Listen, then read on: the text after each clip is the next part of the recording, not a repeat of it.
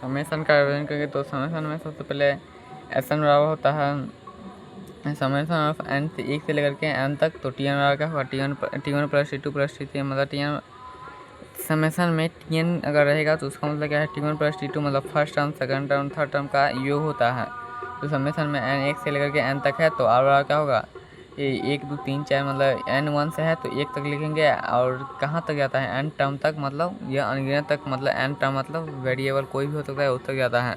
तो अगर ऐसे रहेगा आर में 1 2 3 4 5 6 7 तो उसका एन में अगर 1 रहेगा और उसका 1 2 3 4 रहेगा तो सिंपली हम लिख देंगे एन इंटू एन प्लस 1/2 हो जाएगा। अगर इसी प्रकार समेसन ऑफ एन 1 से लेकर के एन होगा और अंदर में होगा आर स्क्वायर, मतलब 1 का स्क्वायर 2 का स्क्वायर 3 का स्क्वायर रहेगा और एन स्क्वायर रहेगा लास्ट में।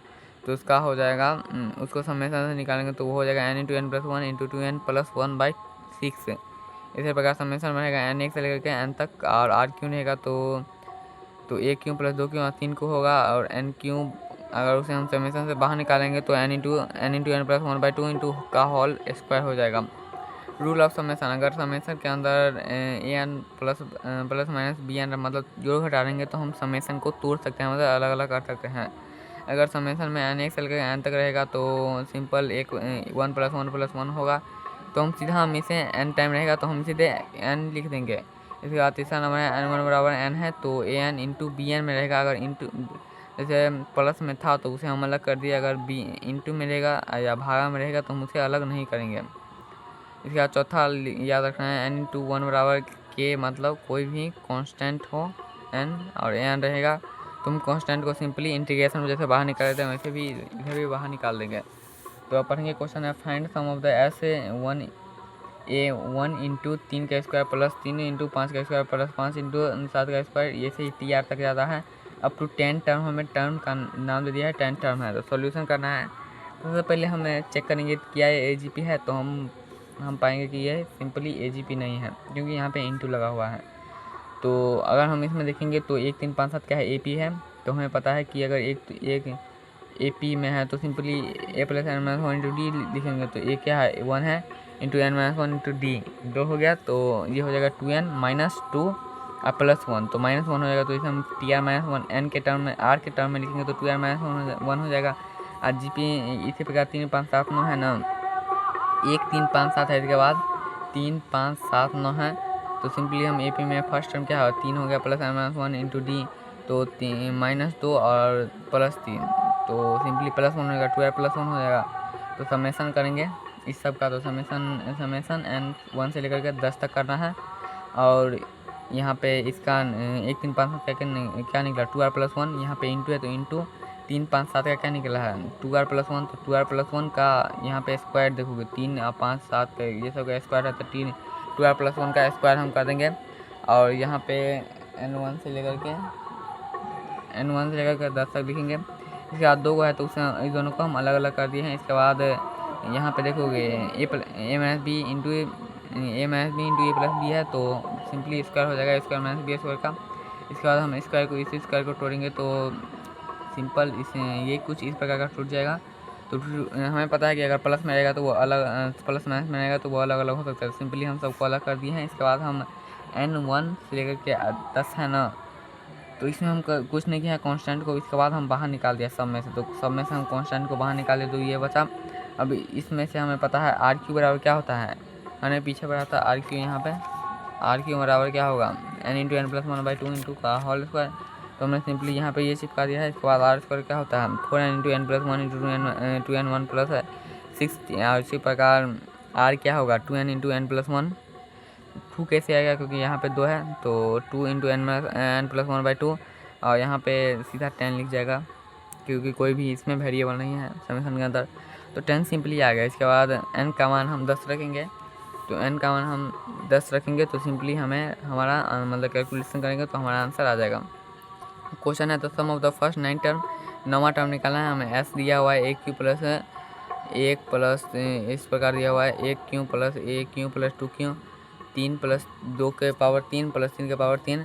अब टर्म है 1 प्लस 3 इसी प्रकार दिया हुआ है। तो इसमें देखोगे तो सबसे पहले ए जी पी तो हम आराम से देख सकते हैं कि ये ए जी पी नहीं है। टी आर अगर देखोगे तो 1 cube plus 2 cube plus 3 cube मतलब इस प्रकार जुड़ा है। 1 cube plus 2 cube plus 3 cube plus sorry यहाँ पे 1 क्यूब प्लस यहाँ पे 1 जुड़ा है तो 2 क्यूब प्लस यहाँ पे 3 क्यूब, अगला में क्या होगा प्लस 4 क्यूब। इसी प्रकार क्या है 1 cube plus 2 cube plus 3 cube 4 cube, तो ये हो गया आर क्यूब में। और ये बटा में क्या है 1 प्लस 3 प्लस 5 प्लस 7, तो 1 3 5 यह होगा आर माइनस 1 में। तो सिंपली क्यों है तो क्यों क्या है r into r plus 1/2 into का होल स्क्वायर बाय यहाँ पर नीचे में क्या है आर माइनस 1 है।